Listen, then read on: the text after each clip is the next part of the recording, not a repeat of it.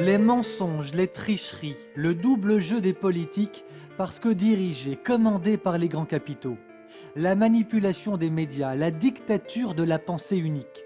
Philippe de Villiers nous parle également de l'imposture du réchauffement climatique. Il évoque avec nous le scandaleux licenciement de Philippe Verdier, le présentateur météo de France 2. Plus largement, il nous parle des réunions du Bilderberg à Strasbourg, du mondialisme, dictature des souverainetés et de bien d'autres thèmes encore. À l'occasion de la sortie de son dernier livre à succès, Philippe de Villiers consacre à Réinformation TV son plus long entretien jamais donné devant une caméra. Dans ce documentaire exceptionnel d'1h50 que nous diffusons, Philippe de Villiers, l'ancien homme politique, l'entrepreneur, l'écrivain, nous parle à cœur ouvert. Philippe de Villiers, bonjour. Merci beaucoup d'avoir accepté cette invitation, l'invitation de Réinformation TV. Ma première question est la suivante. Pourquoi, à votre avis, les médias parisiens se sont presque rués sur vous lorsqu'ils ont appris la sortie de votre livre? On a l'impression qu'ils n'attendaient plus que vous sur les plateaux de télévision et dans les studios de radio. Est-ce que je me trompe?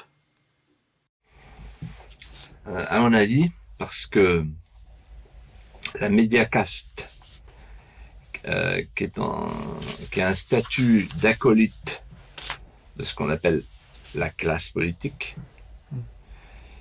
et qui est chargé par la classe politique d'établir et de faire respecter le périmètre sanitaire autour de la cagophobe, comme disait Muret. On en parlera tout à l'heure. Islamophobe, europhobe, xénophobe, homophobe.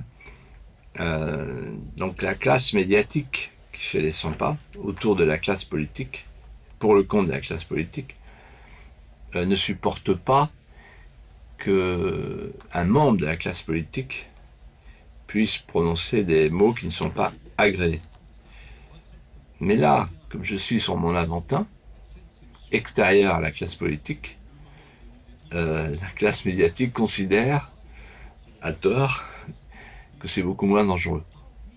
Et que donc on peut laisser parler une sorte de mouton à 5 pattes qui parle de politique comme un retraité de la politique. Voilà. Et en fait, ça veut dire quoi? Ça veut dire qu'aujourd'hui en France, la parole politique est complètement discréditée, disqualifiée, dévaluée. Elle est suspecte, parce que les seuls qui parlent, en fait, tout le monde est terrorisé. Philippe de Villiers, les médias savaient, peu ou prou, les thèmes, connaissaient un petit peu avant les thèmes que vous alliez aborder? Pas du tout, non. Pas du tout. Pas du tout.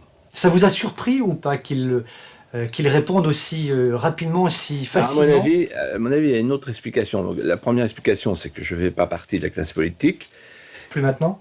Et c'est presque une attraction pour les médias, parce qu'en fait, les médias, il y a un journaliste qui m'a dit, quand j'accueille Fillon ou Juppé, mon audience baisse, je me fais engueuler par ma direction. Et donc ils m'ont dit inviter un gars comme Philippe de Villiers. Ouais, donc c'est une question d'audience. C'est une question d'audience, voilà. Et alors on voit bien, vous invitez Zemmour, Onfray, Finkielkraut, Régis Debray, etc. La parole métapolitique, appelons ça comme ça, alors l'audience monte. Voilà. Voilà. Donc ça, c'est une explication. On invite des gens qui ne sont pas dangereux puisqu'ils ne sont pas dans la course. Mais vous diffusez vos idées, en tout cas. Oui, mais il y a une autre explication. C'est qu'en fait, la baisse du niveau intellectuel, l'affaissement mental, sont telles que les gens n'ont pas dû comprendre mon livre, à mon avis. Et donc, ils ont choisi de le traiter par le déni. Vous voyez ? C'est comme ça que vous le ressentez aujourd'hui? Oui, c'est en fait pas de polémique, c'est pas la peine. Voilà. Vous êtes pourtant très clair. Oui. Vous utilisez des mots très clairs, très durs même. Oui, normalement, je savais par exemple, en abordant la question de l'avortement, j'allais devenir un diable. J'allais devenir un barbare, un monstre, et qu'on allait me traiter comme tel. Donc je m'y attendais. Et je dois dire que j'ai été surpris. Agréablement surpris, parce que je me suis dit, au fond, le blindage est facile à perforer. Il suffit d'avoir de l'audace, de la suite dans les idées, du courage et dire les choses clairement. Et en fait, les journalistes, ce qu'ils m'ont tous dit, et je les ai tous vus, ils m'ont dit, mais au moins, on entend le même son de la même cloche, quoi. C'est la même tonalité. Donc, comme disait le chanteur espagnol, je n'ai pas changé. Donc j'arrive, je n'ai pas changé. Donc on dit, au moins, voilà. Il était anti-maastrichtien, il est toujours anti-maastrichtien. Bon, voilà, c'est la même chanson. Bon, ben voilà. Donc il y a une sorte d'hommage. Vous les avez amusés. Non. Non. Non, il y a une sorte d'hommage à la consistance, à la persévérance, à la continuité. Parce qu'ils ne voient que des clowns, vous voyez. C'est-à-dire des clowns qui leur disent un jour je suis pour l'Europe, le lendemain je suis contre l'Europe, etc. Et qui adaptent leur discours évidemment au public qu'ils rencontrent. Et là, ils ont en face d'eux une sorte de bloc de granit vendéen et ils disent, il nous dit la même chose toujours, donc on respecte ça quand même. Voilà. Mais c'est quand même incroyable qu'un livre comme celui-là soit passé inaperçu, alors même qu'ils commencent à savoir, les journalistes, que le livre est une lame de fond éditoriale. C'est-à-dire qu'on est sur les brisées du livre de Zemmour. Vous avez dépassé les 100 000 exemplaires à ce jour? Écoutez, moi je ne fais pas comme Fillon. Hein. Oui. Je ne m'amuse pas à faire des effets d'annonce. En tout cas, le livre marche. Et ce que je peux dire simplement, c'est que j'utilise à dessein le terme de lame de fond.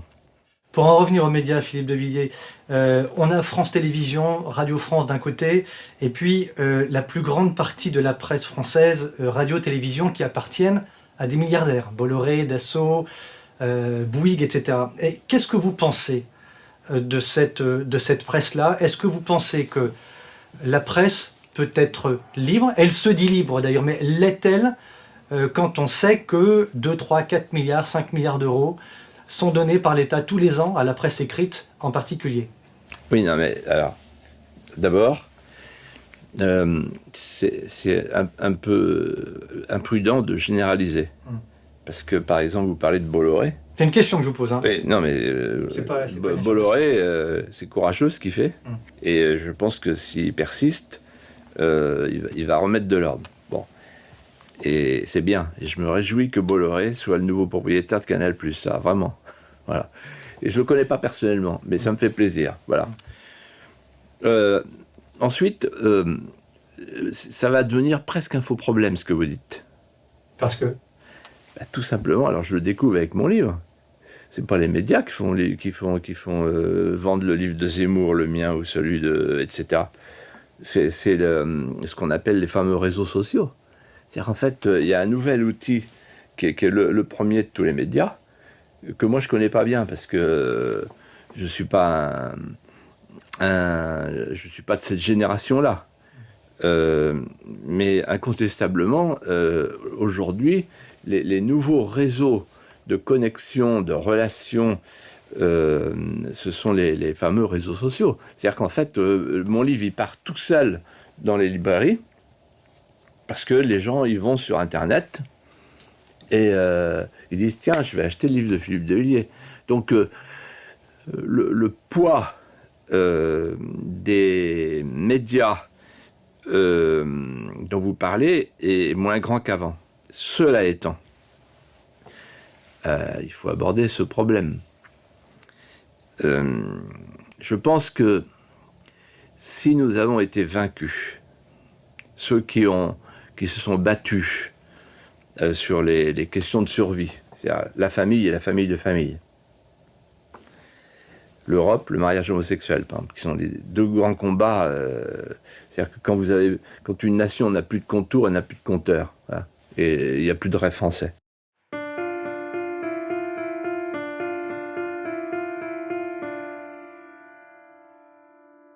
Si nous avons été vaincus, C'est parce que nous nous sommes heurtés à un mur invisible. Et ce mur invisible, ce sont les grands annonceurs. Les grands annonceurs qui tiennent la presse. Et ces grands annonceurs sont en même temps les titulaires, les protecteurs ou les protégés de ces firmes du troisième type, qui ne sont plus les firmes familiales ou multinationales, mais nationales, post-nationales, déterritorialisées. Et donc en fait, ces grands annonceurs disent à la presse, attention, tiennent l'ensemble. Vous n'allez pas au-delà de telle limite. Voilà. Et ils tiennent l'ensemble du système médiatique. Ouais. Donc en fait, le système médiatique est aujourd'hui, non pas, contrairement à ce que croient les gens, mais les gens sont naïfs, non pas un système de transmission, de communication, de transparence, comme à papier beurre. Non, c'est un tamis idéologique.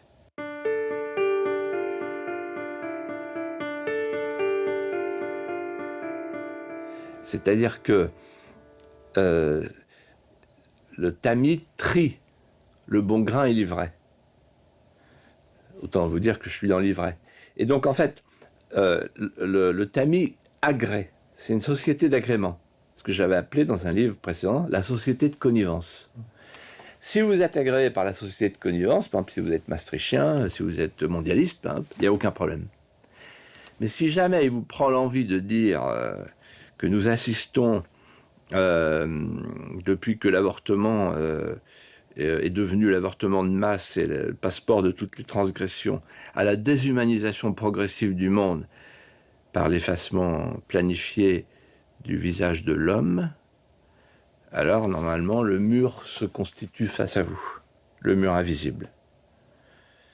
Mais c'est moins grave qu'avant parce qu'il y a les réseaux extérieurs où s'exprime notamment la nouvelle génération. Et moi j'ai écrit ce livre, peut-être on va en parler, pour un public avant tout. C'est pas pour faire plaisir à des gens qui retrouvent dans mon livre ce qu'ils croient, ce qu'ils pensent depuis toujours. C'est bien, je suis content pour eux. Ça les conforte, ça les réconforte. Mais j'ai écrit ce livre pour donner le fil rouge à la jeune génération qui ne comprend rien à ce qui se passe.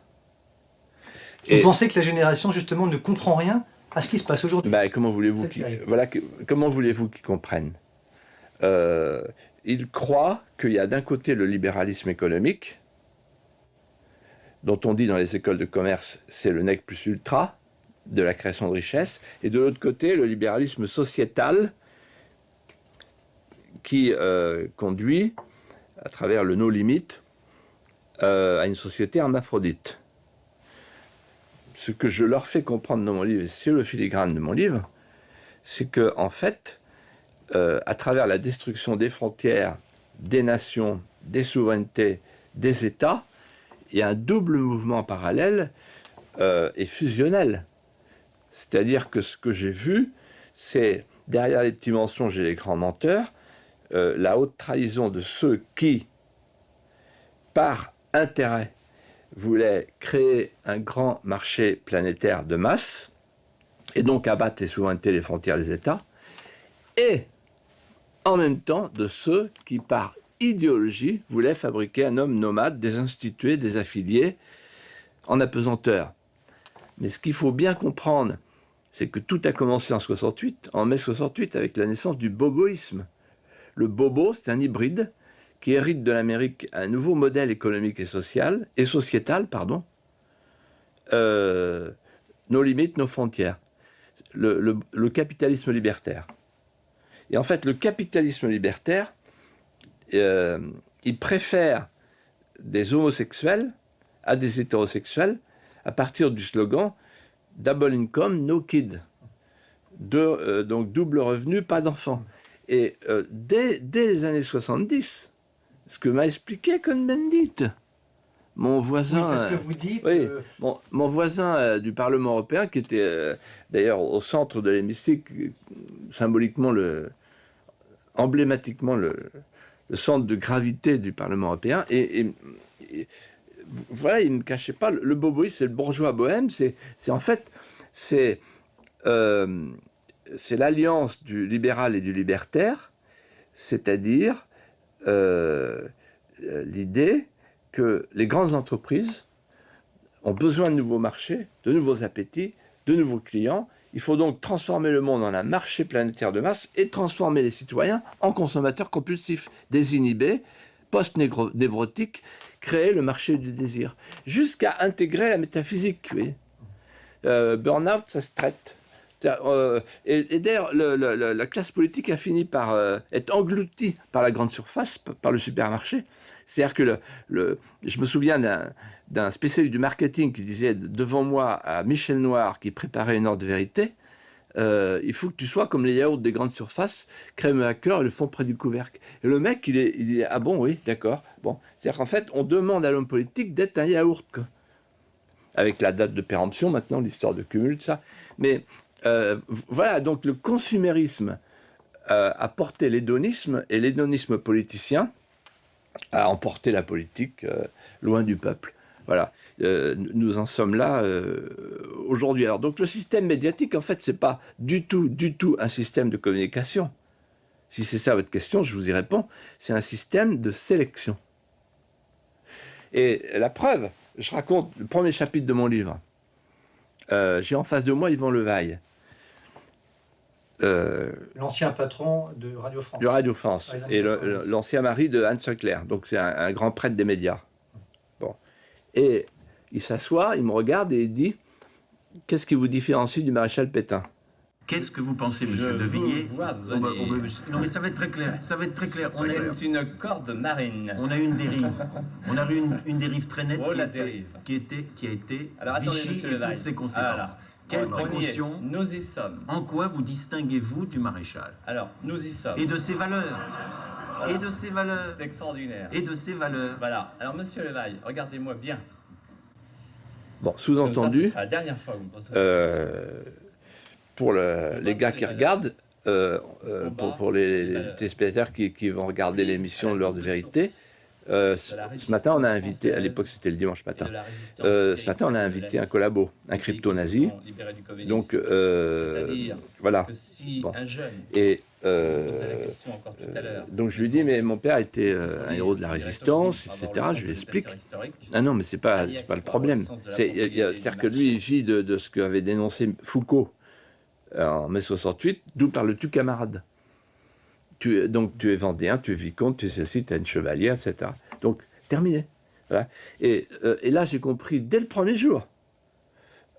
C'était mon jour de notoriété, puisque aller à l'heure de vérité, c'était la sélection des grands, quoi.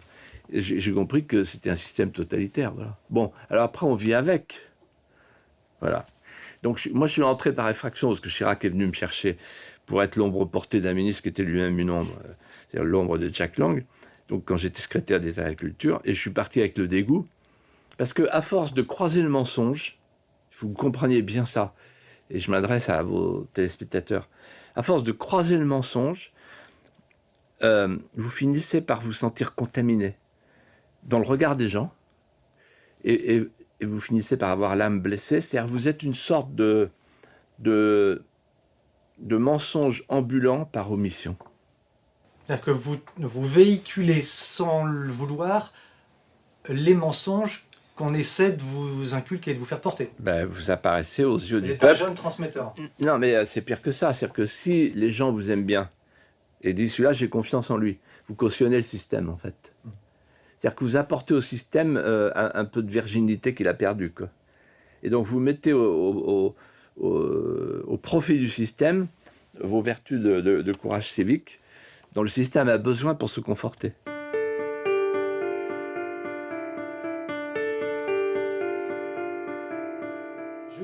On vous a souvent entendu dire « J'ai été un homme politique, je ne le suis plus, ma parole est libre ». Est-ce que cela veut dire, pour revenir aux propos que vous avez tenus tout à l'heure, est-ce que cela veut dire, Philippe de Villiers, que vous n'étiez pas libre quand vous étiez aux affaires? Non, ça ne veut pas dire ça.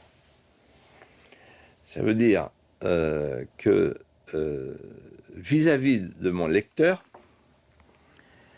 ma parole ne peut pas être suspectée.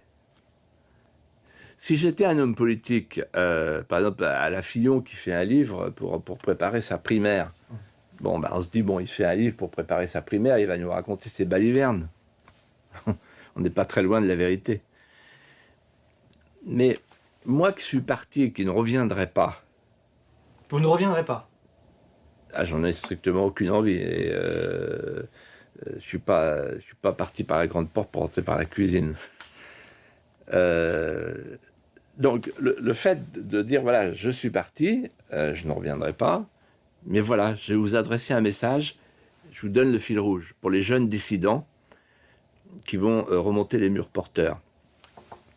Ben, les gens vous écoutent. C'est pour ça que le livre a du succès. Oui, ça donne une Regardez, c'est intéressant. à votre parole. Regardez, Albin Michel sort 2 livres en même temps.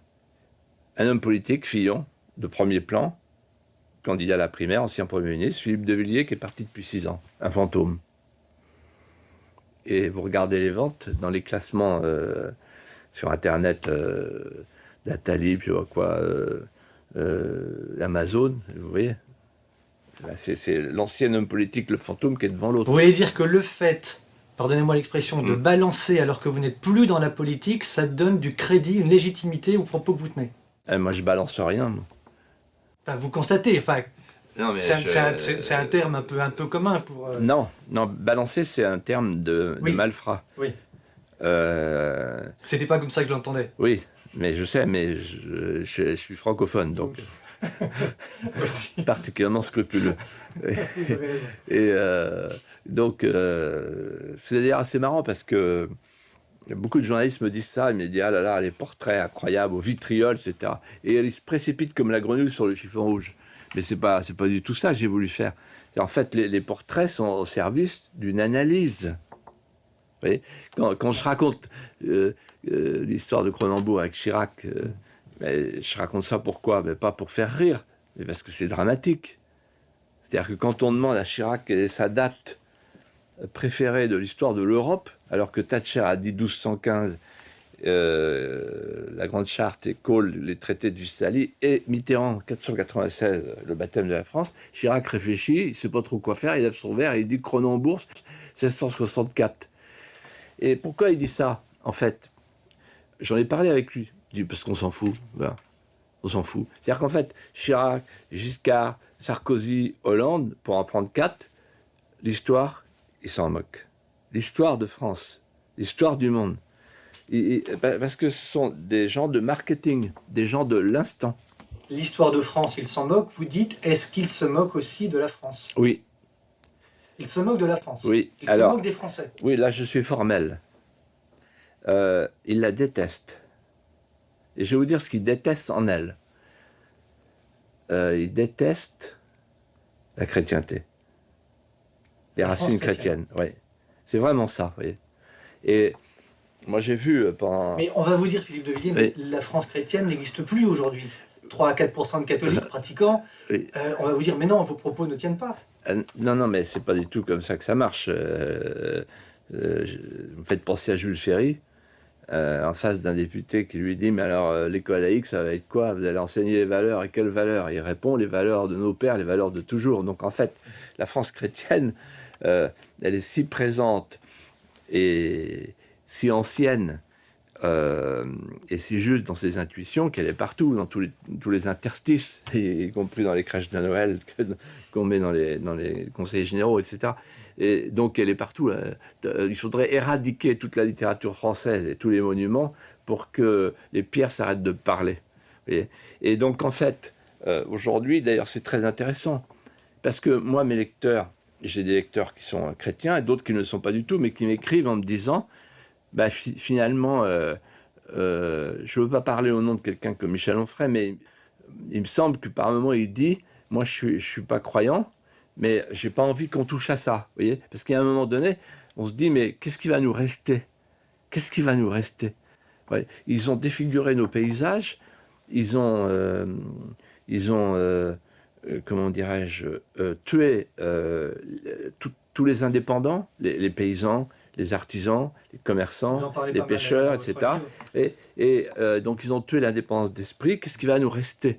Et finalement, quand M. Boubacar a dit qu'il faudrait transformer les églises en mosquées, vu qu'il y a de moins en moins de croyants de foi catholique et de plus en plus de musulmans en France, eh bien, il y a eu quand même un mouvement de protestation qui va bien au-delà de ceux qui pratiquent la foi catholique. C'est même beaucoup plus compliqué que ça, vous savez, parce que beaucoup de chrétiens, aujourd'hui, par générosité, préfèrent à l'enracinement l'accueil de l'autre. C'est-à-dire qu'en fait, ils confondent l'universalisme chrétien et l'internationalisme cosmique. Ils pensent que la nation est un obstacle à la fraternité cosmique. Et donc, ils pensent qu'en détruisant la civilisation européenne, c'est-à-dire en aménageant une invasion migratoire au service de l'État islamique qui veut utiliser l'arme démographique pour nous envahir, ils pensent, ces gens-là, qui sont plus malins que les autres.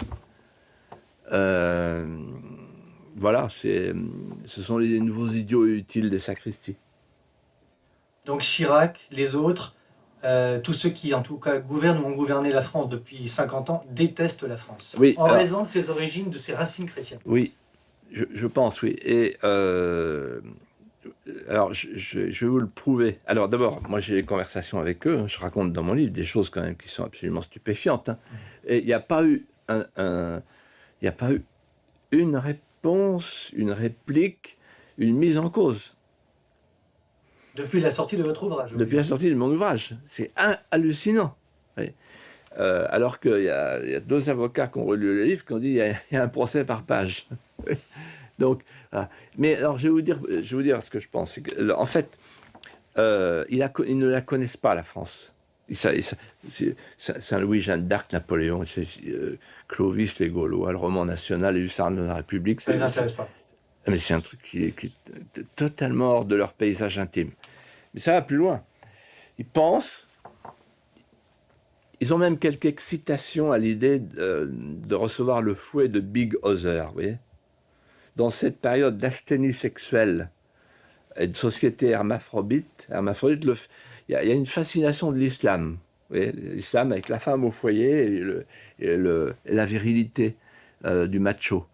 On succombe toujours à ce qui nous manque, quoi. Il y a une espèce de miroir inversé et une ruse hypnotique. Et regardez les BHL, les Attali, l'homme nomade, etc. Ils veulent l'homme nomade. En fait, ce qu'ils veulent, c'est changer de peuplement. Et le premier avec qui j'ai parlé de ça, c'est Giscard. Je lui ai dit, parce que moi j'étais sous-préfet de Vendôme, mais j'étais souvent invité à partager la soupe de châtaigne dans la propriété d'Auton chez madame. Et Giscard, en fait, me considérait, il me le disait comme un capteur. J'étais jeune sous-préfet, et il me parlait franchement. Bon, il était fasciné parce que j'avais craché le feu, j'aurais pu du fou. Il me dit, vous crachez le feu, vous crachez souvent, tous les week-ends. Oh, il a trouvé ça tordant, magnifique. Et après, il a fait de moi un montreur d'ours pour son fils, parce qu'il voulait que son fils soit député, Henri. Et alors, je m'éloigne de mon sujet pour y revenir, et je lui dis, mais quand même, ce que vous êtes en train de faire, c'est l'avortement de masse et l'immigration de masse. Et ce qui me frappait déjà, c'est que 200 000 avortements par an, 200 000 immigrants par an. Donc en fait, quelqu'un a parlé, Renaud Camus, de grand remplacement. Alors on me dit, vous pensez, oui, le grand remplacement, oui. En fait, on se dit à un moment donné, on va mettre du sang neuf, quoi. Voilà. Et donc, la preuve, c'est qu'ils mentent sur les statistiques. C'est-à-dire ? Ils nous expliquent qu'il n'y a pas de problème d'immigration. Vous essayez de jouer sur les peurs. M. de Villiers, il dit ça à tout le monde et à tous ceux qui disent ça depuis 30 ans. Un exemple. Quand j'ai publié Les mosquées de Roissy, c'était en 2005, j'ai dit, dans mon livre, il y a plus d'1 million de musulmans en France. 2005, hein. J'ai dit ça. En me disant, je suis sûr qu'il y en a au moins 3 ou 4, mais bon, allez, là, ce ne sera pas contestable. Ça a été effrayant. effrayant. On a déjà crié à l'islamophobie en disant mais comment, sur quelle base statistique pouvez-vous fonder, etc. C'est la folie de dire un truc pareil. Bon, sous-entendu, il n'y en a pas plus de 500 000 et encore. Bon, aujourd'hui, Boubacar nous dit qu'il y en a 6 millions. Bon, voilà, chiffre officiel, ça y est. Tout le monde est d'accord. Ah bon, alors ils sont arrivés quand? Comment? 13 en dessous de la vérité. J'ai entendu parler de 12 ou 15. Oui, mais moi, je suis pas un spécialiste de la statistique. Je vois simplement que la France change et que les Français et que la France des bistrots, elle, est bien meilleure que l'INSEE pour mesurer les phénomènes qui nous assaillent. Voilà. Cette islamisation du pays, Philippe de Villiers, elle est voulue et programmée ou pas par les élites françaises? Elle est voulue. Elle est voulue par les élites françaises. La classe politique française est achetée par l'Arabie Saoudite et le Qatar. Ça fait aucun doute pour vous? Pour moi, aucun doute. Ça serait un sujet, hein, on n'a pas le temps, sinon on n'aurait pas le temps d'aborder vos autres questions. Mais oui, c'était évident. Oui. La France ne s'appartient plus. La classe dirigeante française, c'est une classe de soumis et de dhimis. Elle est soumise à l'Amérique, avec l'OTAN et demain l'OTAN économique avec le futur traité transatlantique. Et donc on nous a menti en nous parlant d'une Europe puissance à Maastricht. Il n'y a pas d'Europe puissance. L'Europe puissance, c'est l'Amérique. La 51e étoile du drapeau américain. Et puis c'est une classe de dhimis. En fait, ce sont des collabos. Voilà. Vous n'avez déjà plus beaucoup d'amis, vous n'allez pas vous en faire beaucoup. Mais c'est pas la question. C'est pas la question. Moi, j'aime la France. La France, elle vient de loin. Ma famille aussi, elle vient de loin. Elle s'est battue pour la France. Elle a payé l'impôt du sang. Et donc, pour mes petits-enfants et pour les petits Français qui aiment la France est un lien amoureux. Et donc, aujourd'hui, la France est le seul pays au monde où on n'a plus le droit d'aimer la France. Le seul pays au monde où on n'a plus le droit d'aimer la France. Alors, BHL, quand il prétend que la France est une sorte de tache ignominieuse sur la carte métaphysique des points précieux de la planète, moi je le dénonce, cet homme-là, qui un jour a dit « Je supporte pas savoir en parlant de moi ». Ah oui, délit de sale voix. Ah, il faut que je porte un signe distinctif, non? À propos de BHL, vous dites « C'est l'histoire d'une formidable imposture intellectuelle ». Oui. Alors, pourquoi imposture intellectuelle? C'est pas moi qui le dis. C'est François Mitterrand. Donc, lisez mon livre. Je raconte un moment rare. Merci pour ce moment, Monsieur le Président. Et où Mitterrand, en fait, qui m'aimait bien, parce qu'il considérait que j'étais un peu moins inculte que d'autres, dans ce gouvernement de cohabitation, en 1986, m'a pris par l'épaule et m'a dit « Venez avec moi, on a 4 heures devant nous, parce que Kohl était arrivé en retard, le programme était décalé à Florence, et on est parti sur le Ponte Vecchio, et là on a parlé. » Et il m'a dit, je lui ai dit, vous savez, il me dit « Oui, vous avez mis le drapeau en berne quand je suis arrivé. » Oui. Et je dis « Normalement, c'est impardonnable pour vous. » Il me dit « Oui, mais non, c'est pas... Je ne m'intéresse pas à ces choses-là. La rancune ne fait pas partie de la politique. » Et là, il m'a dit, vous pouvez me poser toutes les questions que vous voulez, etc. Et évidemment, à un moment donné, je lui ai dit, SOS racisme. C'est quoi ça? Et il m'a dit, voilà, en gros, on a abandonné les prolétaires à la mondialisation sauvage en 1983, lorsque j'ai décidé, sous l'influence des démocrates chrétiens, Delors, Père Levade, etc., qui voulaient la gouvernance mondiale, donc la liberté des capitaux. Donc il dit à partir de ce moment-là, on savait qu'on allait perdre le monde ouvrier. Et on a inventé SOS Racisme, c'est-à-dire, on est parti de l'étoile jaune, on a fait la petite main jaune, on a demandé aux grandes stars, Montand et tous les autres, de mettre la petite main jaune. Et la petite main jaune, ça veut dire qu'en fait, les lobbies immigrés font une captation de la Shoah sous la gauche mitterrandienne pour vitrifier tous ceux qui parlent d'immigration. C'est François Mitterrand qui vous raconte ça. C'est François Mitterrand. Et il me dit textuellement, en fait, c'est à ce moment-là que le peuple migrant est devenu le nouveau peuple élu.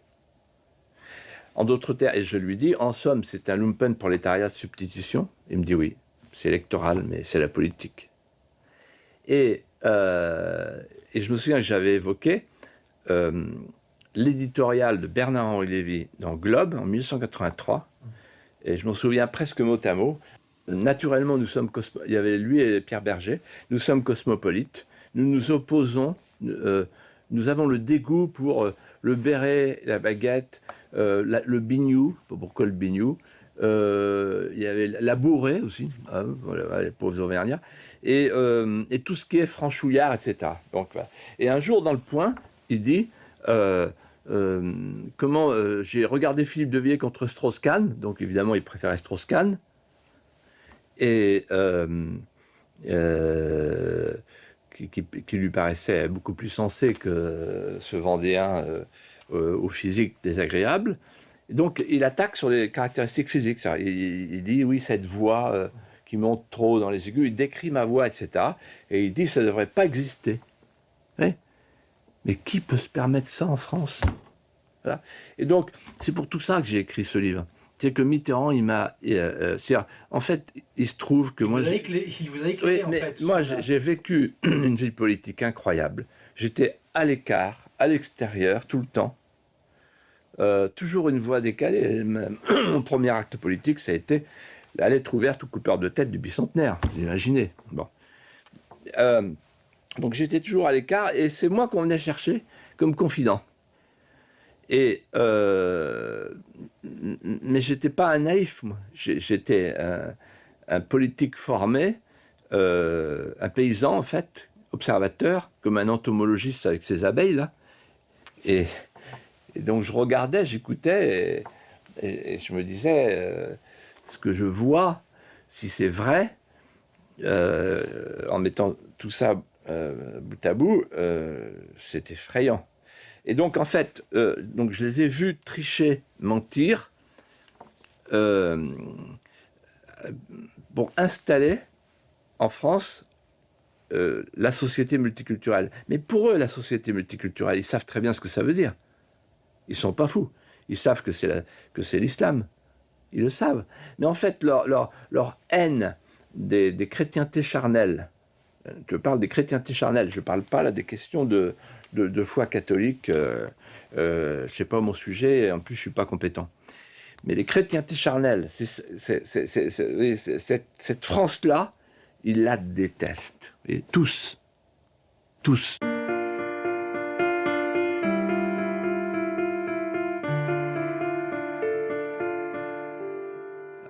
Et par exemple Sarkozy. Y compris des gens que vous avez bien appréciés, que vous avez côtoyés de très près, comme Charles Pasqua. Ah non, justement, non mais là c'est justement, merci de me faire préciser, parce que c'est le grand clivage, en fait, le grand clivage, souverainisme, mondialisme. Et moi j'ai vu de près ce clivage, et il opère encore. C'est-à-dire qu'en fait vous avez, et il opère, il est beaucoup, ce clivage il est beaucoup plus pertinent, infiniment plus pertinent que le clivage droite-gauche. Parce qu'aujourd'hui, la droite, et je reviens à votre question sur Pasqua, la droite et la gauche sont libérales au sens du double libéralisme économique et sociétal. Elles sont atlantistes et elles sont mondialistes. C'est un système dans lequel ce sont les pauvres des pays riches qui subventionnent les riches des pays pauvres. Bon, au service des firmes nationales. Et donc, moi, j'ai vu, en fait, au moment de Maastricht, sous la férule de Marie-France Garot, qui était une femme exceptionnelle, à laquelle je rends hommage dans le livre, parce qu'elle voyait plus loin que tout le monde. Et elle disait, c'est le grand moment. Comme il y en a un par siècle.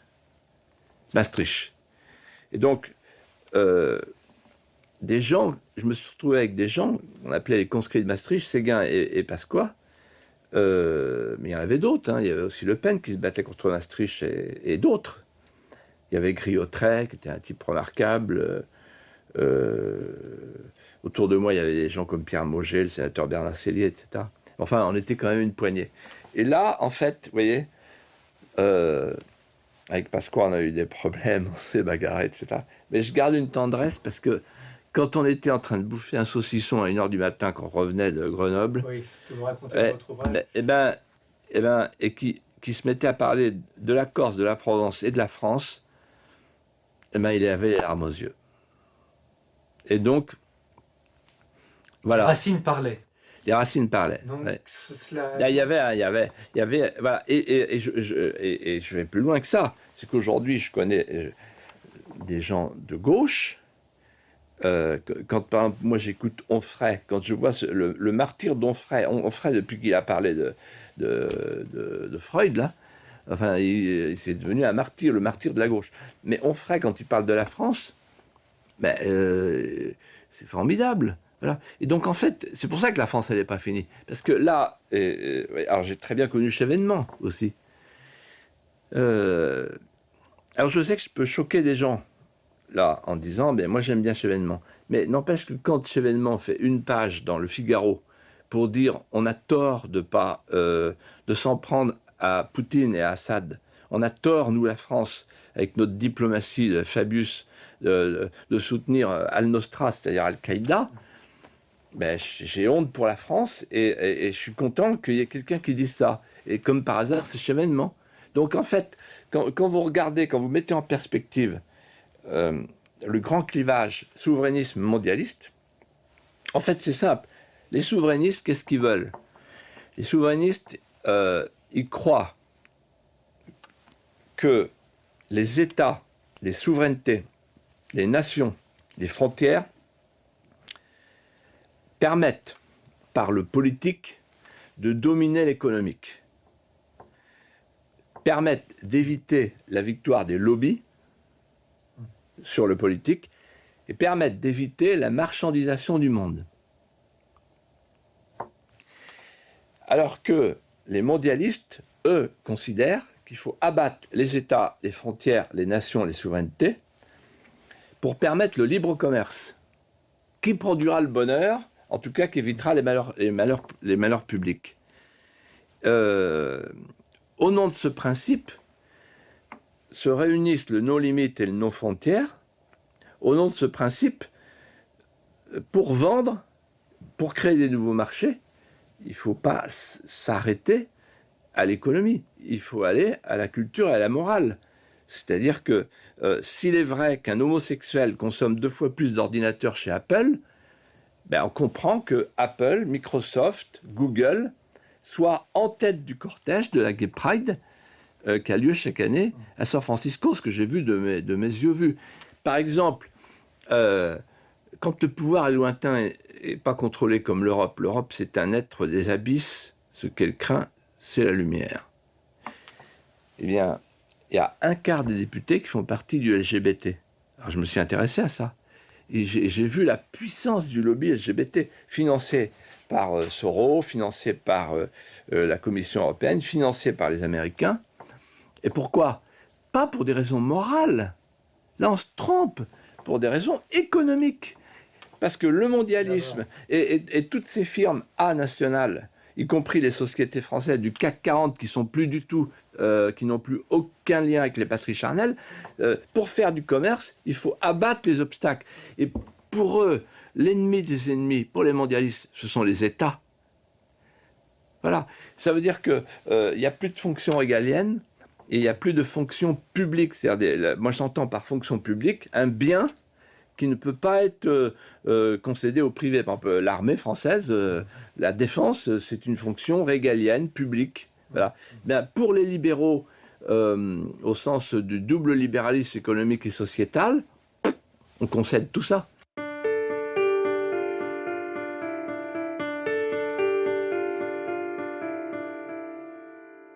Vous faites référence à une réunion qui se tient à Bruxelles alors que vous êtes député européen, le 17 mars 2007. Vous assistez à quoi, Philippe de Villiers, et qu'est-ce que vous faites dans cette salle?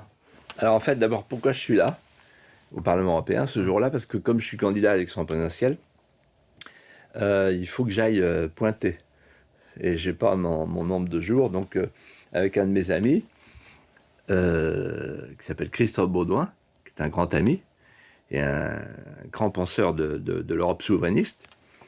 On part là-bas et on arrive dans le salon d'honneur du Parlement européen. Et finalement, j'ai rien à faire là, mais avec mon badge étoilé, hein, je rentre et je me retrouve dans une salle où il n'y a que des nœuds papillons et des smokings. Et il y a des petites tables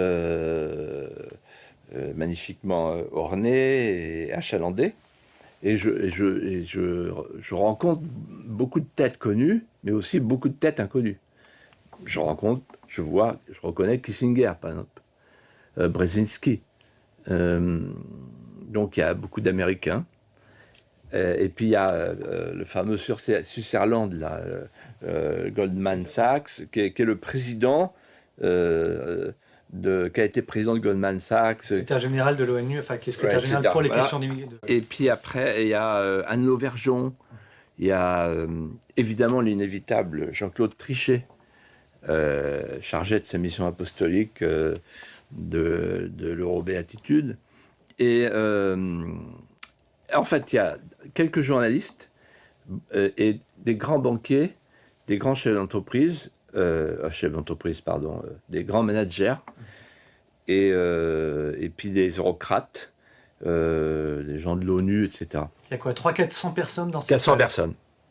Donc vous êtes dans cette salle dans un premier temps, on ne vous met pas dehors, parce que vous n'êtes pas invité. Non, mais je suis passé avec mon badge et je suis repéré à un moment donné par Barroso, mais il n'ose pas, parce qu'il ne sait pas très bien où il va mettre les pieds. Il dit, celui-là, qu'est-ce qu'il fait là? Mais en même temps, bon, bref. Mais il ne bouge pas. Non, il ne bouge pas. Et là, j'entends les discours.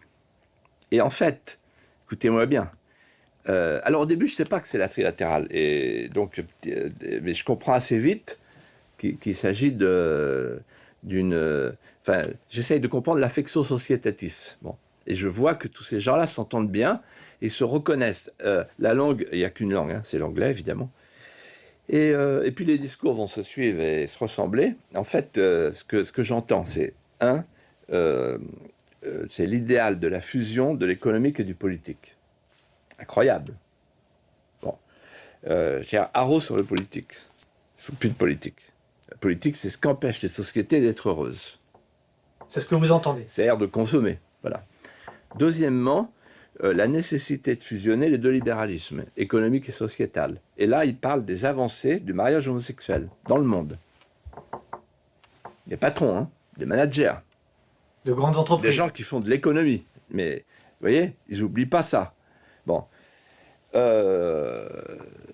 N'oublions pas que le Parlement européen a invité Conchita Wurst, l'homme devenu, enfin la femme à barbe, etc. Oui, l'ONU aussi, etc. Et puis après, il parle de la nécessité de préparer les opinions publiques à ce que serait la transocéanie. Donc j'ai compris plus tard que c'était le fameux traité transatlantique qui fera de l'Europe, qui va faire de l'Europe un marché annexe au marché américain, avec la fin des frontières et des douanes, la fin des appellations contrôlées et un tribunal arbitral dont ils avaient parlé ce jour-là, dès 2007. Un tribunal arbitral permettant aux grandes firmes nationales de traîner les États pour demander des indemnités, c'est-à-dire un tribunal arbitral privé supérieur à toutes les puissances publiques. Et c'est ce qui est en train de se mettre en place. Qui en parle ?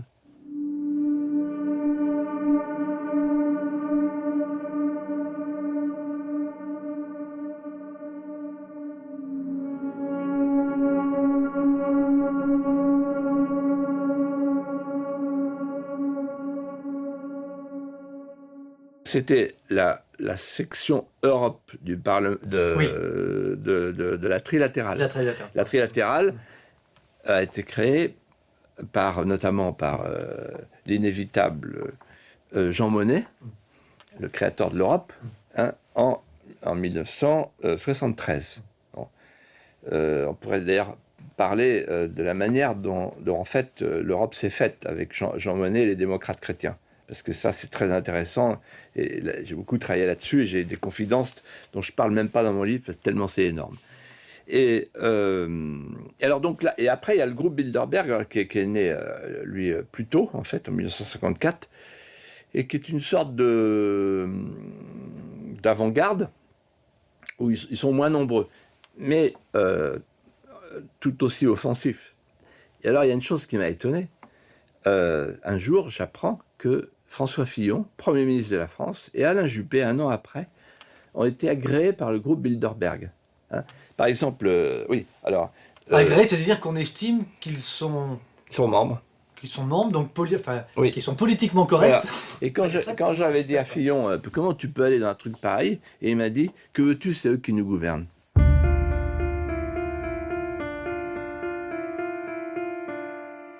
François Fillon vous dit ça. Oui, le gentil Fillon. Donc en fait, voilà. Donc, alors en réalité, quand j'étais à Sciences Po, il y avait un prof qui s'appelait Adas Lebel, qui était très brillant, qui a inventé, je crois que c'est lui ou d'autres, enfin, à l'époque, pour la première fois, j'ai entendu le mot « la classe politique ». Vous n'imaginez pas, pour nous, les étudiants de Sciences Po, ce que ce mot pouvait apparaître novateur. Il y avait les classes, on parlait encore de la lutte des classes. La classe, il y a une classe politique. Donc ils ont tué en disant ça. Bon. Et alors, après, j'ai découvert, en fait, au Parlement européen, beaucoup plus tard, parce que moi, j'ai jamais été dans ces trucs de conspirationnistes, etc. Et en fait, vous allez sur Internet, vous avez tout sur Bilderberg et sur la trilatérale. Donc, je dis, ils complotent pas. Ils ont le pouvoir.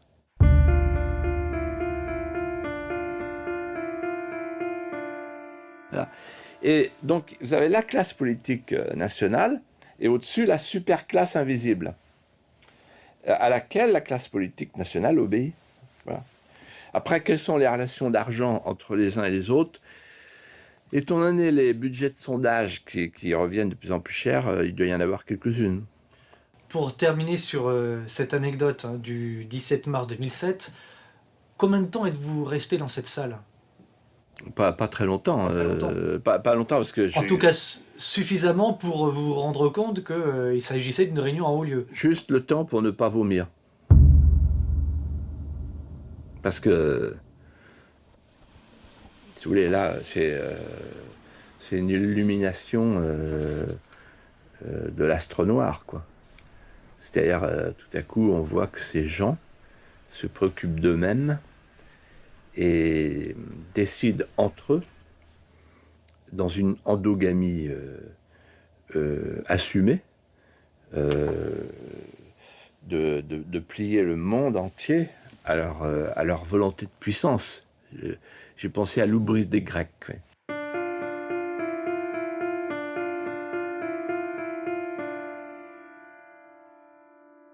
Quand j'ai donné mon manuscrit de ce livre à lire à ma femme et à certains de mes enfants, ils m'ont dit aucun intérêt. Je dis pourquoi? Mais on savait tout ça. Tu l'as écrit. Voilà, j'ai fait 20 livres chez Albin Michel.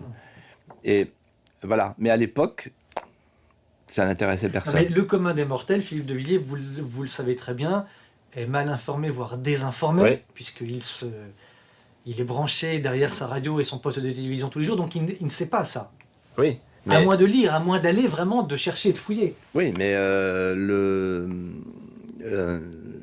ne sait pas ça, mais en tout cas, non, mais le problème que j'ai eu, c'est que on a toujours tort d'avoir raison trop tôt. Et en fait, à chaque fois, y compris sur les abeilles, hein, quand j'ai parlé des abeilles, je me souviens d'un débat contre Hervé Guémard, le copain de Juppé, là. Il était d'une violence extrême. Il était mandaté par les grandes entreprises que j'attaquais. Grandes entreprises de l'agrochimie. Donc on avait un homme politique avec le petit peuple des apiculteurs, le pot de miel contre le pot de fer. Et en face, on avait l'agrochimie avec un gars du RPR, de l'UMP, là. Donc vous vous rendez compte, c'est terrible. Voilà. Et donc, Moi, je me suis battu comme la chèvre de M. Séguin, ce qu'elle veut dire. Et la chèvre a disparu, M. Séguin aussi. Et peut-être j'étais maladroit, mais jamais timide. Et j'ai jamais manqué de courage, simplement. On ne lisait pas ce que je disais, on n'écoutait pas ce que je disais. Aujourd'hui, ce que nous attendons de vous, c'est que vous prononciez un mot tabou dans cette enceinte. Un mot tabou dans le milieu confiné où se rencontrent les banquiers et les marchés, les milieux d'affaires et les grands profiteurs de la mondialisation sauvage. C'est le mot référendum pour que les peuples puissent exprimer leurs aspirations profondes. On a besoin de racines, on a besoin de frontières, on a besoin de protection, on a besoin d'un univers juridique stable, on a besoin de ne pas perturber le droit de la filiation, on a besoin que vous protégiez nos attachements vitaux. Monsieur le Président, vous avez évoqué François Mitterrand. Nous appartenons tous les deux à la génération qui a vu avec bonheur tomber le mur de Berlin. Prenez garde, Monsieur le Président, ne marchez pas trop sous le mur de Maastricht. Il pourrait s'effondrer sur vous.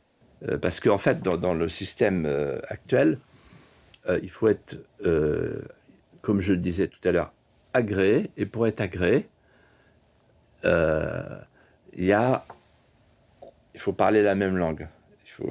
Voilà. Donc, si vous dites des choses là, que je vous dis là, vous ne pouvez pas être agréé. Vous voulez dire que vous avez une portée médiatique à partir du moment où vous êtes agréé. Oui. Sinon, vous n'en avez pas. Non. Non. Vous ne faites pas partie du système et donc vous êtes à la porte. Et pire que ça, on vous demande... parce que le système est malin, on vous demande de porter une crécelle de lépreux. C'est-à-dire ? Quand vous rentrez, vous agitez la crécelle de lépreux, vous acceptez de dire oui, je suis vraiment un franchouillard, odieux, tourné vers les égoïsmes nationaux. Donc, il faut accepter de s'excuser et surtout, il faut accepter l'étiquette, quoi. Voilà. Vous parliez du combat important que vous avez mené concernant les... Mais vous savez, c'est incroyable parce que la moitié des gens qui me lisent aujourd'hui, c'est des gens qui, quand j'étais en politique, disaient il va trop loin. Quand j'ai fait les mosquées de Roissy, j'ai dit l'islamisation de la France est à nos portes, il y a des mosquées, il y en a 50 sous le tarmac, etc. Les gens disent pas sérieux. Voilà. Quand avec mes amis, on se battait sur le traité de Maastricht, je ne sais pas si vous vous souvenez du raisonnement qui était en face de nous, qu'on entendait, c'était « Monsieur de Villiers, comment vous pouvez, au nom même de votre patriotisme, que naturellement je partage, je ne suis pas moins patriote que vous, me disait l'interlocuteur Jean Delors, comment pouvez-vous, au nom de votre patriotisme, expliquer aux Français que demain, la France, qui sera démultipliée par l'Europe, parce que l'Europe, ce sera une grande France, une superpuissance avec une super frontière, une super industrie, une super agriculture, comment pouvez-vous dire aux Français, on veut rester chez nous, on préfère le repli sur soi, on préfère la France d'avant. Comment vous pouvez dire une chose pareille? Vous vous rendez compte que les Américains, en ce moment, ils tremblent à l'idée de voir cette grande France, cette France démultipliée. Et on était cloués au sol. Parce que les Français nous départageaient en disant « Mais il a raison, Delors, c'est le progrès. On va avoir une grande France. Philippe de Villiers, il veut sa petite France. Ah, et pourquoi pas sa petite Vendée aussi. » Voilà. Mais maintenant, avec le recul, les gens qui me lisent, ils me lisent, et moi je dis ceci. On est tombé dans ce piège-là, parce qu'on disait, on ne veut pas du super-État. Et les gens disaient, ah ben un super-État, c'est un État super. Sauf que c'est pas du tout ça que voulait Monnet, que voulait Delors et tous les autres. En fait, Maastricht, c'est une tentative inouïe dans l'histoire des hommes et des nations d'anéantissement du politique. C'est-à-dire qu'il voulait faire un espace sans géographie, sans démocratie et sans gouvernement. En d'autres termes, il s'agissait bien d'anéantir les nations de l'Europe, les vieilles nations, mais il ne s'agissait surtout pas d'en faire naître une nouvelle à la place. Puisque le but qu'on ne nous disait pas, mais que nous on avait subodoré, c'était de préparer la gouvernance mondiale, c'est-à-dire de préparer un espace sans frontières pour qu'il devienne un marché planétaire de masse. C'était ça l'idée. C'était donc l'anéantissement du politique. Et quand on regarde ça maintenant, et qu'on voit cette pauvre Europe qui n'a plus aucune figure ni aucun sens, on voit bien qu'il y a l'Europe chrétienne à l'Est, l'Europe multiculturelle à l'Ouest qui renie ses racines chrétiennes, on voit bien le Brexit, les Anglais qui veulent partir, l'euro qui est mort à Athènes, même si c'est comme un canard dans une basse-cour qui continue à courir mais il n'a plus de tête, et Merkel qui donne le coup de grâce à Schengen. Bon, on voit bien c'est fini, le mur de Maastricht il va tomber. Et c'est de là que vient mon optimisme. Vous savez, parce que c'est Solzhenitsyn qui m'a dit, je vais vous dire ce que c'est, l'espoir. Nous, on croyait, sous la botte soviétique, que c'était fini, qu'il n'y avait plus aucun espoir pour les Russes.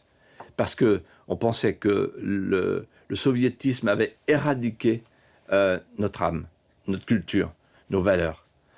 Et qu'on allait vivre dans une sorte de dissociété pavillonnaire pour l'éternité. C'était fini la Sainte Russie, c'était fini la Grande Russie. Et puis le rideau de fer est tombé. Et on s'est aperçu que les forces morales, comme disait le pape Jean-Paul II, les forces vives sont revenues et voilà qu'on commence à restaurer chez nous, disait-il, c'était les années 2000, les valeurs civiques, morales, patriotiques, spirituelles de la Russie. La Russie va renaître, la Russie est en train de renaître. Et il ajoutait, ce sera pareil pour vous. Quand le mur de Berlin, pardon, lapsus révélateur, quand le mur de Maastricht va tomber, comme le mur de Berlin est tombé, le mur du mensonge, alors la France va retrouver des contours et donc des compteurs. Le rêve va revenir. Parce qu'on aura le droit à nouveau de parler de la France. Parce qu'aujourd'hui, on n'a plus le droit de parler de la France. On voit bien qu'ils veulent la tuer, la France, parce qu'ils disent c'est fini la France, il y a un espace dans le marché cosmique. Et le jour, et l'Europe elle-même est un espace dans le marché cosmique. Et Orban, il vient de s'en apercevoir. Il croyait qu'il allait entrer dans l'Europe des racines chrétiennes, l'Europe qui s'est libérée à Vienne de l'Empire ottoman, etc. Mais pas du tout. C'est l'Europe qui ferme la porte à Dieu pour l'ouvrir à Allah. Et donc, en fait, quand le mur de Maastricht va tomber, d'abord, on va pouvoir faire la grande Europe de l'Atlantique à l'Oural et retrouver avec la Russie un partenaire qui sera en même temps l'interface avec la Chine. Donc, on aura une autre vision que la vision actuelle, puisqu'aujourd'hui, l'Europe, toute l'Europe écrit son avenir sur le continent américain, ce qui n'est pas raisonnable. Et surtout, on pourra refranciser la France, c'est-à-dire on pourra reparler de la France, donc de son histoire, de toute son histoire, de toutes ses grandeurs. Parce qu'aujourd'hui, ce qui se passe, c'est que quand on interdit à nos enfants, à tous les enfants de France, nos larmes, nos drames, nos grandeurs, nos gloires, nos rêves, ils s'enfuient et ils vont chercher en Syrie d'autres larmes, d'autres drames, d'autres gloires et d'autres fiertés. Pourquoi, à votre avis, cette obsession des politiques français depuis 50 ans pour les États-Unis? Comment est-ce que vous l'expliquez? Meignery, par exemple, il fait partie de ceux qui ont défendu cette culture américaine en France. Comment est-ce que vous l'expliquez, ça? Je pense que... Et pour le coup, le rejet aujourd'hui, clairement, de tout ce qui se passe à l'Est. La réponse, elle est dans un discours suivi d'une conversation avec Georges Pompidou, qui était un homme fin, qui a écrit une anthologie de la poésie française, et qui nous a dit au centenaire de Sciences Po, je sais très bien que vous êtes tous des lecteurs de Jean-Jacques Servan-Schreiber, le Défi américain, qui était le best-seller de l'époque, mais n'oubliez pas que les leçons de Thucydide, alors là tout le monde a ricané, un pays qui ne s'appartient plus lui-même n'existe plus. Et il dit, je sais bien que la tentation aujourd'hui, c'est de considérer que la France a fait son temps, parce que nous avons tous, au fond de nous-mêmes, une sorte de souvenir morbide de la guerre. C'est-à-dire la France a été vaincue. La France ne s'est pas relevée, en fait. D'autres sont venus la relever. Mais la France est encore aujourd'hui, disait-il, accablée par ce terrible souvenir, un grand pays qui s'effondre et qui connaît la défaite et l'humiliation. Et là, il ajoute, les Américains nous ont tendu la main pendant la guerre, et maintenant ils nous tendent la main pour assurer notre sécurité. On ne peut pas accepter cette main-là. La France doit redevenir la France. Et je me souviens très bien, quand j'étais enfant, on allait chez les Delattre. Le maréchal était mort en 1952, et donc mon père était un grand ami du maréchal Delattre.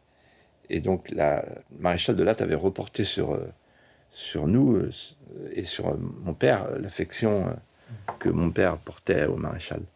Et il nous disait toujours que un de ses derniers mots, quand il est mort de chagrin à la suite de la mort de son fils, qui a été tué sur le rocher de Ninh Binh, donc en Indochine, il disait « Il faut que renaisse l'espérance française ».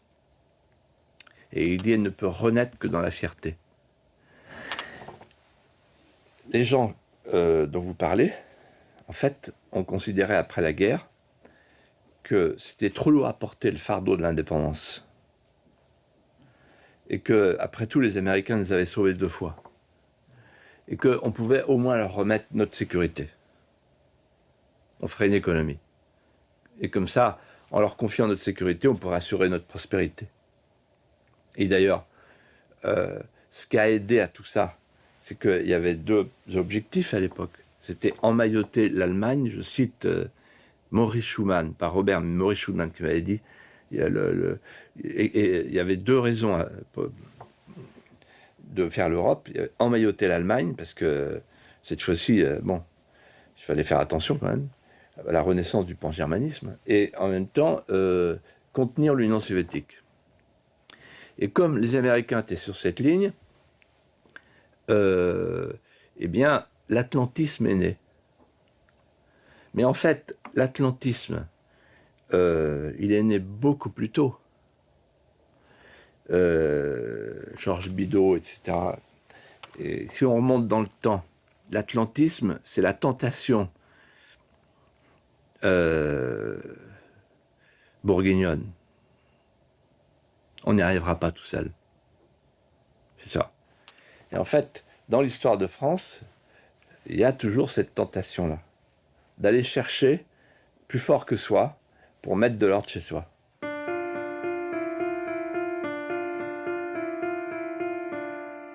Aujourd'hui, nous sommes face à 2 menaces simultanées. L'américanisation du monde, qui est en même temps la marchandisation du monde, y compris la marchandisation du vivant, c'est-à-dire le corps vénal, et l'islamisation du monde. Parce que la France va devenir une république islamique, pour 3 raisons. La première, c'est que les musulmans redécouvrent le Coran et la Sunna. Et donc, ils reviennent au texte. Dans le texte et dans l'histoire, l'État islamique est plus proche du Coran que ne le sont ce qu'on appelle les musulmans modérés. Le Coran, ça ne vous modère pas. Et dans le Coran, dans la Sunna, le monde est divisé en 2 demeures. La demeure de l'islam, le dar al-islam, et la demeure de la guerre, le dar el-harb.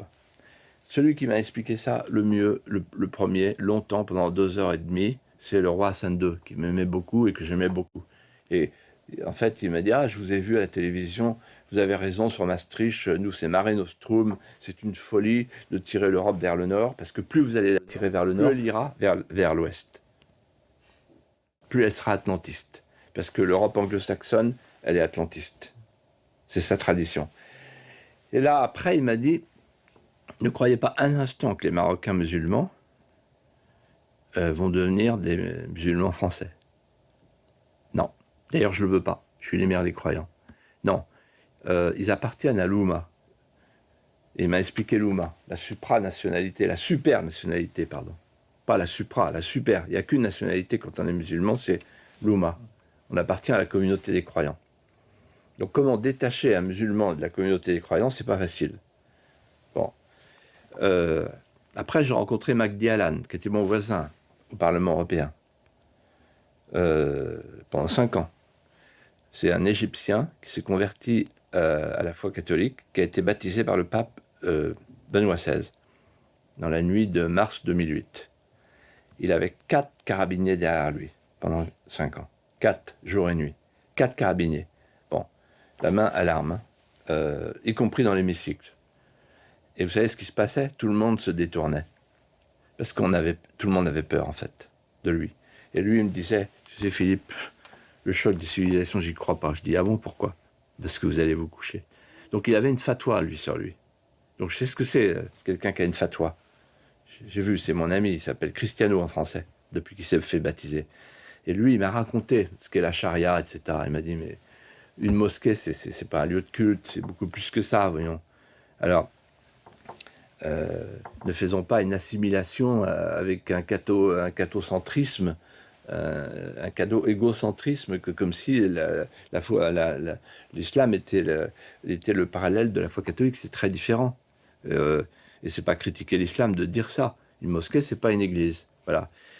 Puis après, j'ai vu le célèbre Tariq Ramadan. Et lui, j'ai vu devant moi un exercice de taqiyya.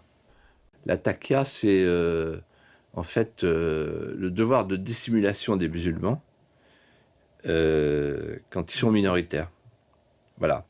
Et donc, on a eu un échange bref avant au maquillage, au démaquillage. Et je lui ai dit, la taqiyya, c'est ça. Parce qu'il disait le contraire de ce qu'il écrivait, oui. Mais il n'y a pas de problème par rapport au Coran. Si vous êtes minoritaire, voilà. Et donc, les 3 raisons pour lesquelles je pense que la France va devenir une république islamique. La première raison, c'est que c'est le projet de l'islam. C'est-à-dire que l'islam est une religion pacifique après la conquête, toujours. Mais pas avant. Donc cela se fera avec, évidemment, l'appui des politiques françaises. Alors justement, la deuxième raison, c'est qu'il y a le différentiel de fécondité. Chaunu me disait, en parlant de Braudel, il dit, vous savez, Braudel et moi, on a toujours pensé qu'il n'y a qu'une seule chose dans l'histoire qui compte, c'est la ligne de flottaison démographique. Voilà. Donc là, en fait, ils utilisent l'arme démographique. Boumedienne, je ne sais plus qui l'avait dit un jour, Boumedienne peut-être. Et Annie Laurent dit très justement, l'enfantement, c'est le djihad des femmes. Et puis, troisièmement, l'esprit de démitude. C'est-à-dire qu'on a chez nous des dhimmis, quoi, déjà. Alors, il faut expliquer, les dhimmis, ce sont des demi-citoyens. C'est-à-dire des juifs, des chrétiens qui sont en terre d'islam et qui n'ont pas de droit civique. Et ils payent un tribut, ils sont humiliés et ils vivent comme ça. Voilà. Pour pouvoir vivre. Donc, voilà. Et donc, en fait, quand je vois Juppé, moi, non seulement il incarne physiquement l'impôt, mais il incarne la dimitude, ce gars-là. Quand il dit, oui, c'est très bien, le foulard dans les autocars, etc. Voilà, le menu halal, tout ça. Enfin bon, un jour, il a dit, j'ai jamais lu le Coran. Alors, un homme politique français, aujourd'hui, avec 6 ou 10 millions de musulmans qui ne lisent pas le Coran, c'est un imbécile. C'est quelqu'un qui... c'est quoi? Alors, il est encore dans la laïcité de Jules Ferry.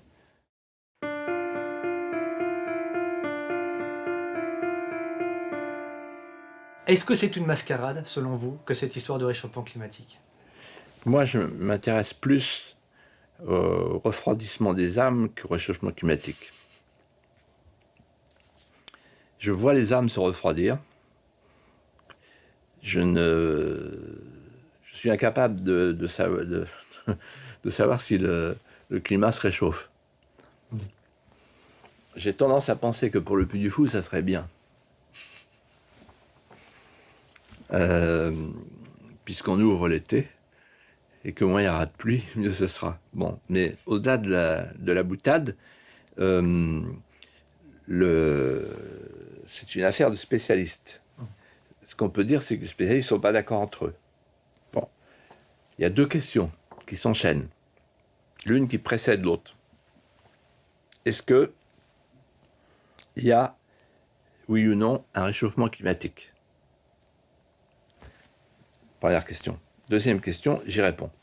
Deuxième question, quelle est la responsabilité de l'homme dans ce réchauffement climatique? Alors, première question, est-ce qu'il y a un réchauffement climatique? Oui, peut-être. Mais moi, j'ai été 25 ans président du Conseil général de la Vendée, je me suis intéressé à l'histoire de la Vendée. Quand je vais à Bouin, par exemple, c'est l'île de Bouin. Il y avait l'eau, il y avait la mer, au XVIe siècle. Quand je vais à la tour de Mauric, il y avait la mer. Quand je vais à Maillezais, il y avait la mer, il y avait le port de Maillezais. En d'autres termes, la mer est venue, elle est repartie. Là où la mer est venue, elle reviendra. Et donc j'imagine que, parce qu'on nous dit par exemple, oui mais la mer monte, oui ben, elle est déjà montée, etc. Et par exemple, un jour quelqu'un a dit, mais le Groenland, c'était le Greenland. Donc en fait, le Greenland, la neige fond en ce moment, mais elle a déjà fondu. Donc est-ce que c'est pas un cycle qui n'appartient qu'à Dieu? Ça c'est la première question. Peut-être qu'il y a un réchauffement climatique, mais il y en a eu d'autres réchauffements climatiques et refroidissements climatiques, donc c'est pas la fin du monde. Bon. Ensuite, quel est le rôle de l'homme? C'est marrant d'ailleurs parce que la seule chose qu'on ne veut pas arrêter, c'est le trafic aérien. Parce que la classe business ne l'accepterait pas. Et donc jamais il est question de... Parce que c'est vraiment là qu'il y a le plus de pollution, c'est en l'air. Donc la couche d'ozone, là, elle en prend un plein la gueule. Là. Et donc, moi, je pense que le rôle de l'homme intervient pour une petite part dans le réchauffement climatique hypothétique. Donc ça veut dire, c'est une double hypothèse en fait. Le réchauffement climatique est hypothétique, on n'est pas sûr à 100%, et le rôle de l'homme dans le réchauffement climatique, on n'est pas sûr à 100%. En revanche, et là, c'est le politique qui reprend le dessus. Qui fait part de sa réflexion. Parce que moi, je suis tout sauf un naïf. Et je me dis, quand on nous balance un truc comme ça, c'est qu'il y a une idée derrière la tête. Et je vais vous la dire. C'est qu'en fait, comme les grandes firmes nationales, elles veulent une gouvernance mondiale. C'est-à-dire pas de gouvernance du tout, pas de législation protectrice, rien. C'est déjà le cas d'ailleurs, enfin pratiquement. Ben, pas encore. Pas encore. Pas encore. Il y a encore des parties du monde où il y a encore des nations, des États, des frontières. Et voilà, c'est pas encore, le travail n'est pas fini. Bon. Mais pour finir le travail, il faut abattre tous les États. C'est génial le climat. C'est génial parce que là on dit, ben vous voyez le climat, il se moque des frontières, donc il faudrait une action. Voilà, il faut une gouvernance mondiale. Et tout le monde tombe dans le panneau. Et il y a un petit indice qui est intéressant à observer, c'est que on pourrait dire dans les écoles en France, sauver la France, sauver nos paysages, sauver nos centres-bourgs, sauver nos petites villes, sauver notre habitat vertical de cage à lapin, qui est une tâche de plus en plus insupportable, sauver nos villes de la respiration alternée, puisqu'on ne peut plus respirer un jour sur deux. Bon, pas du tout. Sauver la planète.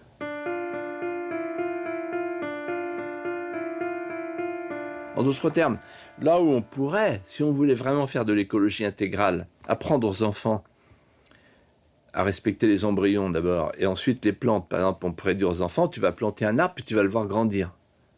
Et si jamais il meurt, ben, tu sauras que c'est fragile. Ce que j'ai fait, moi, dans mon département.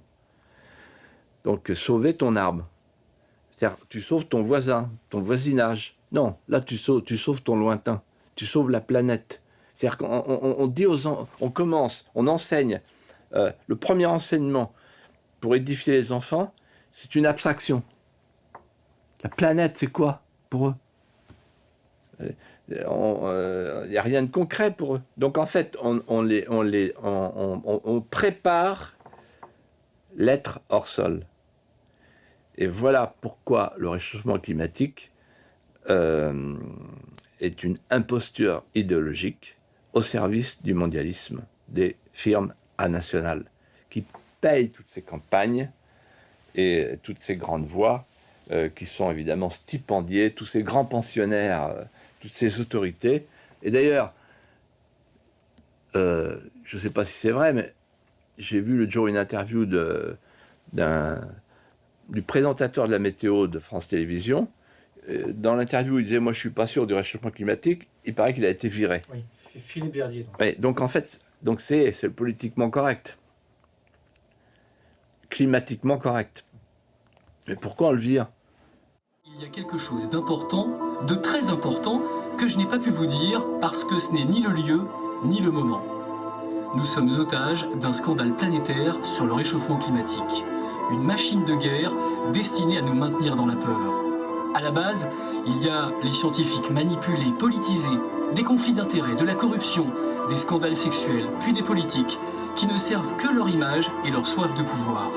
Des médias aveuglés qui s'emballent et censurent sous la pression de leurs actionnaires et de la publicité. On le vire parce qu'on est sur un sujet qui visiblement fait partie du patrimoine de croyance universelle. Apparemment, sa mise au placard aurait été demandée par le chef de l'État. C'est ce qui se dit. Oui, Donc ça rejoindrait les propos que vous venez de tenir. Voilà, mais Hollande, c'est différent. Il ne faut pas lui en vouloir. Pourquoi?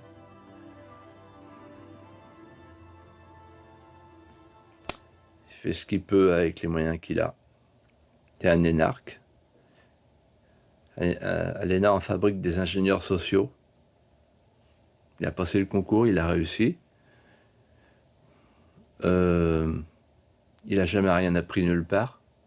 C'est vraiment une plante hors sol. Et souvent, je le plains parce qu'il doit se rendre compte qu'il est dépassé. Vous le dites avec une certaine tristesse mêlée d'affection. Oui. Oui, ça doit être très dur. Et en même temps, il devrait avoir le courage de dire au pays j'y arrive pas. J'arrive pas à faire président. C'est marrant, d'ailleurs, on a eu un président anormal, un président normal. Et les deux, dans leur anormalité, leur normalité, ils sont, comme disait mon père, qui était un militaire, ils sont Pékin de prestige. Ils n'y arrivent pas, quoi. Ils ne sont pas dans la fonction.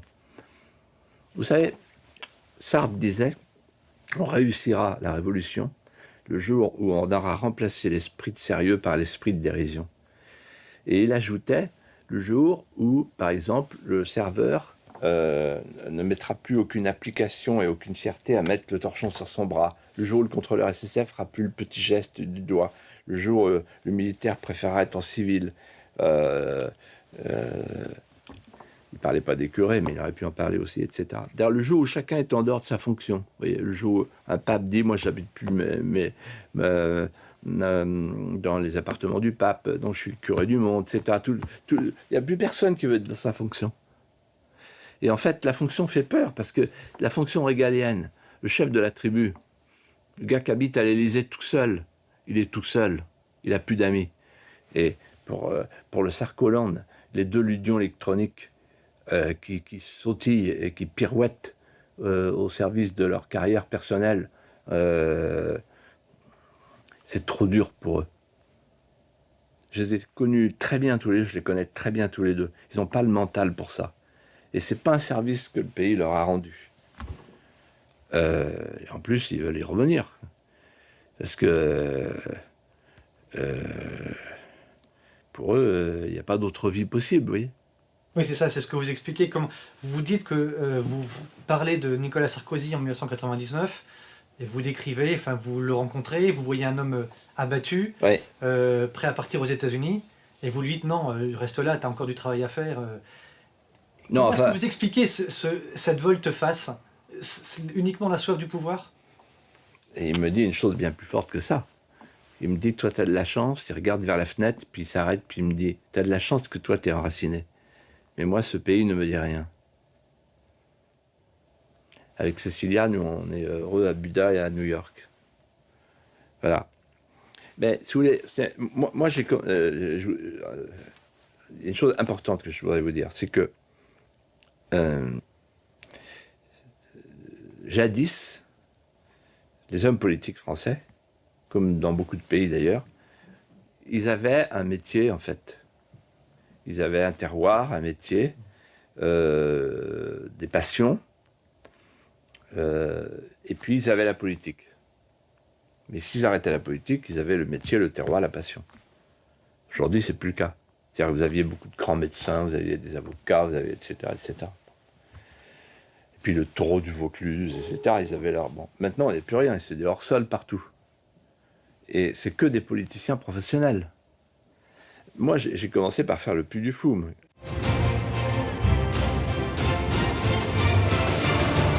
Dans ces ruines, il y avait une jeune fille qui rêvait de s'envoler.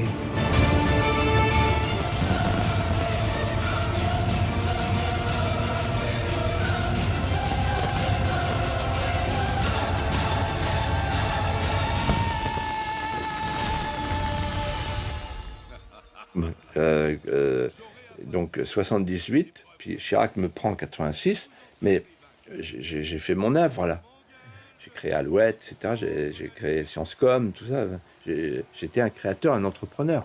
Et donc, pour moi, le problème, c'était pas de me dire qu'est-ce que je vais faire si je fais plus de politique. C'était l'inverse. C'était qu'est-ce que je fais de ce que j'ai créé si je fais de la politique. Est-ce que c'est bien mon devoir de laisser tomber le Puy du Fou, par exemple? Ça a été un vrai dilemme. Et j'avais qu'une idée en tête chaque matin. Vous savez ce que je me disais chaque matin en ouvrant mes volets? Pendant 30 ans que j'ai fait de la politique. Je me disais, ce matin encore, ce jour encore, je vais boire un bol de crapaud. Et 2, demain je démissionne et je reviens au Puy du Fou. Donc ça me faisait durer comme ça une journée de plus. Vous voyez? Parce que tellement c'était un supplice. Le supplice du paria, en fait. Parce qu'en fait, j'étais comme le saumon qui remonte la Loire en hiver, les échelles. Voilà. Donc, c'est pour ça que plus personne ne veut y aller. Alors maintenant, en plus, avec les histoires de mandats, etc., ça va devenir des fonctionnaires, avec les intercommunalités, tout ça, enfin, comme dans les Landkreis allemands. Pour conclure, Philippe de Villiers, vous disiez tout à l'heure que l'islamisation de la France allait se faire, que l'islam allait venir au pouvoir. C'est très noir, ça, comme tableau que vous dressez. C'est sans doute la réalité. Comment est-ce que vous voyez les choses basculer dans le bon sens à un moment donné? Si l'islam arrive au pouvoir, qu'est-ce qu'il y a comme espoir derrière? Alors, d'abord, moi je ne suis pas un vendeur de poudre de perlimpinpin, hein, ou un marchand de sommeil. Je vous pose cette question parce que oui, vous attendez, dites dans votre ouvrage que vous vous adressez à la nouvelle génération. Mais je vais vous répondre, puisque c'est le filigrane de mon livre, votre question. Donc je vais vous répondre, mais auparavant, je voudrais quand même dire ceci, parce que je fais quelques conférences comme ça, il y a toujours la dame qui se lève, qui dit « Oh, c'est très pessimiste tout ça, on en a besoin d'espérance. » Oui, enfin, si on est en 1938... on m'a raconté comment c'était. Bon, on a besoin d'espérance, d'accord. Enfin, il y a Hitler et tout ça. Bon, donc là, on voit bien ce qui se passe dans le monde. Bon, donc je suis pas un marchand de sommeil. Je vais pas vendre de la somnolence en cachet. Sinon, je serais un homme politicien, qui, pour se faire réélire, est obligé de dire attendez, vous inquiétez pas, je vais vous apporter du caviar tout frais, il n'y a pas de problème, tout va bien, le monde va beaucoup mieux qu'avant, ça va s'arranger, voilà. Donc, Alors, moi, je vais vous dire pourquoi j'ai écrit ce livre. Je saute une génération, la mienne, et celle qui suit. J'ai observé la manif pour tous. J'ai vu des jeunes, des têtes de jeunes. Je me suis dit, ils ne sont pas pareils. Ils sont en train de comprendre que on peut être dans la vérité en étant minoritaire. Bientôt, ils comprendront qu'il faut combattre au nom de la loi naturelle et de la survie de notre pays, combattre en devenant objecteur de conscience. Et il faut se révolter. Il faut être un résistant. Et c'est là que prend place cette conversation qui m'a tant marqué avec Alexandre Solzhenitsyn. On est à Tambov, tous les deux, on marche. Tout à coup, il s'arrête et il me dit « Nous, on va se relever, mais vous allez glisser dans un gouffre profond parce que vous avez la maladie du vide. Vous allez vivre une éclipse de l'intelligence. Vous êtes au dernier stade, au stade ultime de l'épuisement spirituel. Et un jour, de la grande catacombe, sortiront des lucioles portées par des dissidents. » « Des dissidents ?» répliquai-je. « Oui, des dissidents. Je vous explique ce que c'est que les dissidents.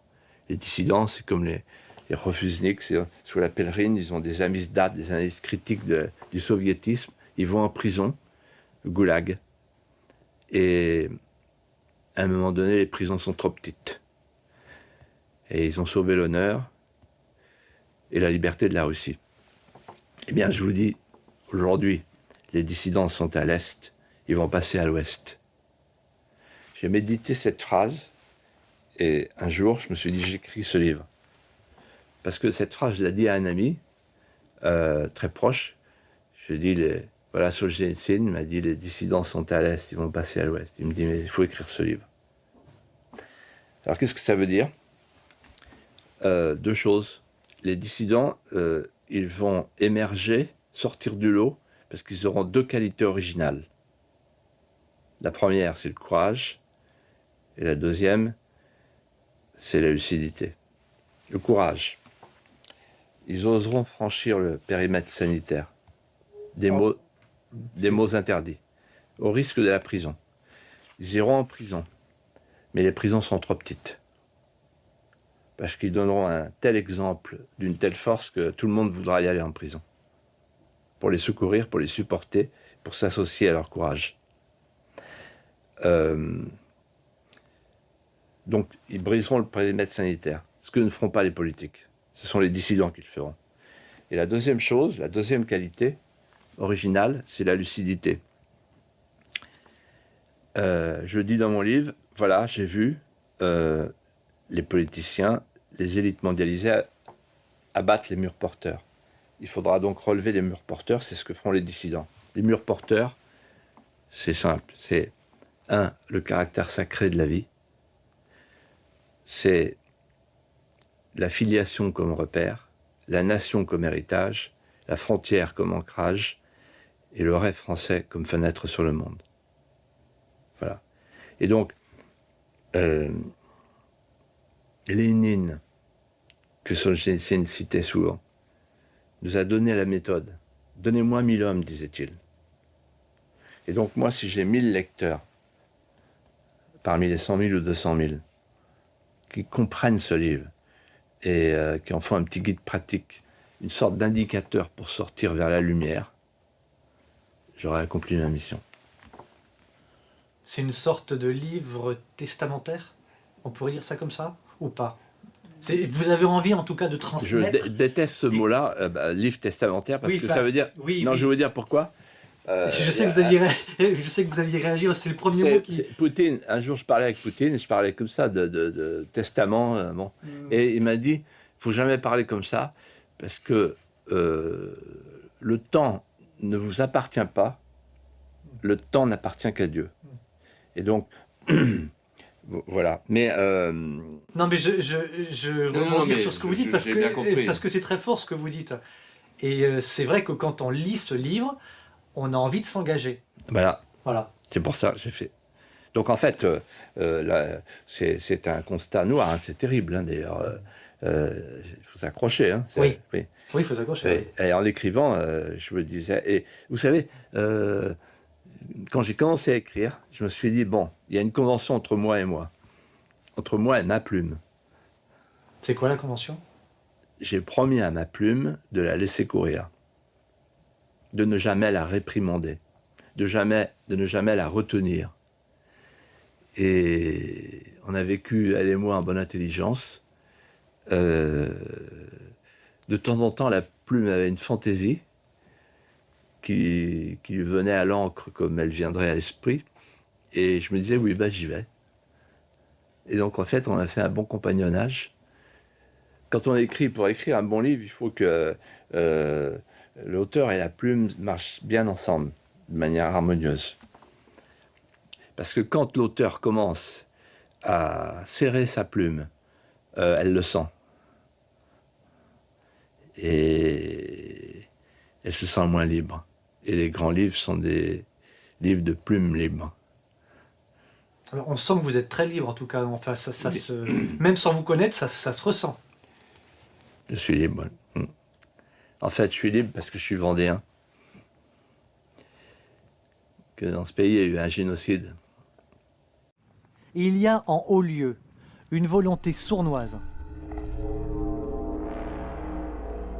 celle d'effacer un horrible passé. En 1794, nous sommes en pleine Révolution française, alors que les soldats de la République, sur ordre officiel, mettent à feu et à sang la Vendée et la Loire-Atlantique. On en profite pour massacrer, parce qu'ils sont catholiques, près de 800 personnes dans le village de la Chapelle-Basse-Mer. Quand j'étais petit, on n'avait pas le droit de parler du génocide vendéen. On n'avait pas le droit d'en parler? Non, on n'avait pas le droit d'en parler. Et un jour, je suis allé voir mon père, juste après mon bac. Et il m'a dit, qu'est-ce que tu feras plus tard? J'ai dit, je ferai un hymne. Il me dit, quoi, un hymne? C'est pas un métier. Je dis, si. Je veux rembourser ma dette pour une enfance heureuse et réparer l'injustice faite aux Vendéens. Parce qu'il y a 300 000 morts sans sépulture. Antigone a réclamé le droit d'enterrer son frère. Créon le lui a interdit. Le Créon, Robespierre, a laissé des corps pourrir, mangés par les corbeaux, ici. Là. Et donc j'ai voulu leur donner une sépulture officielle. Ça a été la ciné du Puy du Fou. Donc ça a commencé ma vie par un acte de liberté. Et d'hommage en même temps. Puisqu'on est chacun doit ajouter l'anneau de sa mémoire. Donc moi, mon petit anneau, c'était l'hommage à un peuple sacrifié qui a sauvé la liberté de conscience, de pensée, et qui est un des points précieux sur la carte métaphysique de la planète. Et alors, chose extraordinaire, ma plus belle récompense, c'est quand j'ai écrit à Solzhenitsyn, en disant, voilà, c'est le 200e anniversaire de la Vendée, et il y a une chance sur 1000 que vous acceptiez de venir, puisque vous êtes aux États-Unis, que vous allez rentrer en Russie, vous n'avez aucune raison de vous arrêter au Luc-sur-Boulogne et au Puy du Fou. Et il m'a dit, j'ai toutes les raisons, puisque je connais cette histoire par cœur. Et il est venu le 25 septembre 1993, je raconte cet épisode. Il est venu chez moi, on est devenus des amis, et donc ça a été la plus belle récompense. Et en fait, je dis ça pour les jeunes qui regardent cet entretien, et il faut tout tenter pour tout avoir. Si on ne tente rien, on n'a rien. Et donc en fait, désespérer de la France, c'est ignorer la sémantique que la Providence a déposée en chacun d'entre nous, puisqu'elle a inventé 2 mots pour que les hommes opèrent leur rapprochement. Souffrance, France. Dans le mot souffrance, il y a encore le mot France. Voilà. C'est pour ça que j'ai terminé mon livre par l'adjuration Gesta Dei per Francos. Dieu opère par les Francs. Alors moi, je ne suis pas un méditatif, je ne suis pas un mystique, mais c'est instinctif. Simplement, il faut faire une partie du travail, quoi. Et alors, après avoir écrit Charette, le rebelle, Saint-Louis, le roi fondateur, la tempérance, l'endurance, le sacrifice, la politique sacrificielle, Jeanne d'Arc, qui est le lien allégorique entre l'intervention sur Terre et l'intervention dans le ciel. Je me suis dit, bon, allez, maintenant, on passe à aujourd'hui. Parce que j'ai écrit cette triade-là, et maintenant, il faut parler d'aujourd'hui. Voilà, et je suis content d'avoir parlé avec vous parce que c'est un des rares moments où je peux parler de mon livre et pas simplement En 5 minutes. raconter des anecdotes, quoi. Voilà. Voilà. Et comme vous avez pu le voir, j'espère qu'il n'y a pas de méchanceté dans ce que je dis sur les hommes politiques. J'ai plutôt de la compassion pour eux. D'abord parce que la plupart d'entre eux sont analphabètes. Analphabètes de la France, même s'ils sont très instruits. Et ensuite, parce que c'est le système qui leur a mis une pierre à la place du cœur. Mais ils ont accepté aussi de se compromettre. Et voilà. Vous êtes d'accord? Mais en même temps, il y a dans le pire d'entre eux, il y a une pépite du bien commun. Et pour avoir dans ma vie, y compris ici au Puy du Fou, appris à conduire une communauté humaine, vous pouvez avec des vices faire de grandes vertus, avec des vices privés faire des grandes vertus publiques. C'est ça la grandeur du politique, c'est la transmutation alchimique, le roi Midas. Et avec de grands égoïsmes, vous faites de très grandes générosités. Et il y a une grande différence entre les charités individuelles et les charités politiques. Et donc, c'est ça que j'ai appris. Et mon livre est un acte de charité. Je n'avais pas envie de d'écrire ce livre. Et en plus de faire le mariole dans les médias, tout ça. Voilà. Vous l'avez d'ailleurs senti, puisque mon premier mouvement est le refus d'obstacle. Bon, merci beaucoup. beaucoup. Vous savez, une chose toute bête, là, je vous raconte. À chaque fois que... Donc je retrouve ça, parce que je l'ai fait. Vous arrivez dans une télévision, pas. La première chose, on vous met dans une cabine, et puis on vous grime. Oui. Mais vous vous rendez compte? Donc en fait, vous êtes un acteur. On vous fait les yeux, tout. Alors on dit c'est pour que ça brille pas la caméra. Mais alors bon, vous faites ça une fois pour Mardi Gras, ça va. Mais quand vous devenez comme Juppé, par exemple, ça fait 55 ans qu'il fait ça. 55 ans à se faire grimer tous les matins. Au saut du lit. Parce que comme il enchaîne des télévisions tous les jours, il se grime directement chez lui. Il a une grimeuse. Ils ont tous une grimeuse. Chez eux. Bien sûr. Moi, j'ai fait 2 campagnes présidentielles, je sais ce que c'est. Mais à un moment donné, ça vous porte... il y a un pet au casque, obligatoirement. Parce que cette starisation fait de vous une espèce de demi-solde des pitres de comédie. Alors, vous maquillez, vous démaquillez, passez une grande partie de votre journée à ça, etc. Vous essayez des crèmes, tout ça. Alors, il y a des trucs de dingue. Les personnages m'ont rien dit là-dessus. Mais pire que ça, c'est un rite initiatique. Parce que quand vous arrivez dans la cabine, vous vous faites grimer, et là, vous avez l'impression... alors, on vous efface les rides, tout ça. Ça vous agace, j'imagine, forcément, mais en même temps, enfin... Vous... Non, mais je raconte ça, c'est complètement anecdotique. Oui, complètement. Mais rien n'est anecdotique. Ça vous change un homme ou une femme, et ça vous fait basculer dans une autre catégorie, qui est la catégorie acteur. Dans un monde artificiel. Dans un monde du jeu. Vous jouez votre rôle. Vous êtes sur un plateau, vous jouez votre rôle. Et si vous voulez, aujourd'hui c'est simple. Les latins, les anciens disaient, ça tourne encore là. Oui. Bon, c'est important, c'est le plus important ce que je vais vous dire. Aujourd'hui, le pouvoir, les hommes politiques mentent. Aujourd'hui, les hommes politiques mentent parce qu'ils disent, demain, on va faire ceci, on va faire cela. Pourquoi c'est un mensonge? Parce qu'ils n'ont plus le pouvoir. Quand le pouvoir n'a plus le pouvoir, c'est pas la peine de dire qu'on l'a encore. Il faut expliquer, voilà, on n'a plus le pouvoir, pour telle et telle raison, on a choisi de ne plus avoir le pouvoir. Le pouvoir, il est à Washington, il est à Francfort, il est à Bruxelles. Voilà, on va vous expliquer pourquoi, mais on ne va pas vous expliquer en même temps qu'on va pouvoir faire quelque chose pour vous. Bon. Le pouvoir est décomposé. Le pouvoir est décomposé parce que, selon les anciens, il se composait de deux éléments.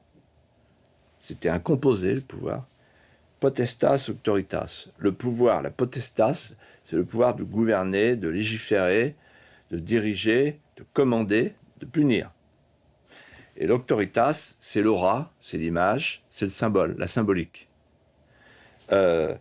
En écrivant mon livre sur Saint-Louis, je me suis aperçu qu'en réalité, il disait toujours à ses proches, Joinville rapporte ça, moins je gouverne, moins j'ai besoin de gouverner, mieux je préserve mon auctoritas. Et lui, il gouvernait par l'auctoritas. Et Solzhenitsyn reprend ça dans son discours de Harvard. Quand vous faites des lois, c'est qu'il n'y a plus de mœurs. Et donc, en fait, un roi, un chef qui a de l'auctoritas, il n'a pas besoin de potestas. La loi est toujours une faiblesse. Tout simplement parce qu'il y a une loi naturelle qui précède la loi positive. Voilà. Et en fait, je me suis dit, mais aujourd'hui, au fond, où est la potestas, où est l'auctoritas? Ben, la potestas, elle est à Bruxelles, elle est partie à Bruxelles, et l'auctoritas, elle est chez Ruquier. Voilà. Les Français qui vont vous entendre, Philippe de Villiers, vont vous dire le pouvoir n'est plus en France, il n'appartient plus aux politiques, un scrutin ne sert plus à rien. Mais c'est QFD, c'est pour ça que je vous dis, j'ai pas envie de revenir. J'ai pas envie de revenir, et de toute façon c'est inutile, puisqu'on n'est pas dans on n'est plus dans une démocratie électorale, on est dans une oligarchie. Et les oligarques, ils sont ailleurs. Donc il ne sert à rien aux Français d'aller se présenter devant les urnes aujourd'hui. Mais ils peuvent toujours y aller s'ils ont une préférence pour l'urne par rapport à la canne à pêche. Mais de toute façon, si on ne rapatrie pas les pouvoirs, ça ne sert à rien. Donc, ce que je leur conseillerais volontiers, c'est de faire un vote pour purger les tuyaux. Expliquez-vous. De la révolte du Bounty. Quand les capitaines ne sont pas à la hauteur, on les passe par-dessus bord. Purger les tuyaux du système, purger. Voilà. C'est-à-dire... En dehors des élections, il n'y a pas de... Alors, purger... Non, mais vous avez raison de me demander une explication. Purger les tuyaux, ça veut dire quoi? Ça veut dire ne plus faire confiance à des gens qui, d'élection en élection, transfèrent un peu plus de pouvoir de la France ailleurs. Et faire le grand remplacement des politiques. Essayer autre chose. Vous voyez, les gens ont rigolé quand il y a un jeune journaliste talentueux qui s'appelle Geoffroy Lejeune, qui a écrit un livre vraiment talentueux et drôle sur Zemmour, en disant Zemmour président. Bon, moi je connais bien Éric Zemmour. Zemmour, il est talentueux, il est courageux, c'est un amoureux de la France et il est blessé en lui-même de voir cette France blessée. Et pourquoi il ferait moins bien que Hollande? Voilà. En d'autres termes, je ne sais pas d'où va venir la solution. Je ne sais pas ce que va donner tout ce magma aujourd'hui. Ça craque de partout. La parole est plus libre qu'avant parce qu'ils ne peuvent plus. C'est un torrent. Vous voyez. Bon, c'est peut-être pour ça aussi qu'ils me laissent parler parce qu'on n'en peut plus. On ne sait plus comment garrotter l'hémorragie. Vous voyez, il y a des voies d'eau partout. Il y a des trous dans la coque partout. Voilà. Et donc je ne sais pas ce qui va se passer. Ce que je pense, c'est que la classe politique va connaître le chaos. Voilà. Je m'arrêterai là.